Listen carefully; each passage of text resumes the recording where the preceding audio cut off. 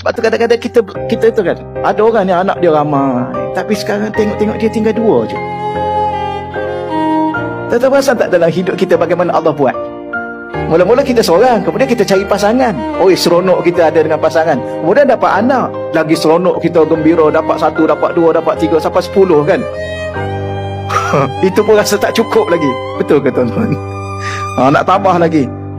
Okeylah, dapat cucu pula. Ya Allah, kalau boleh ramai cucu. Kemudian hari raya tengok, oi, keluarga besar, seronok. Tapi akhir sekali cucu pun dah kahwin, pergi kena anak lagi lah. Tinggal-tinggal kita 2 balik.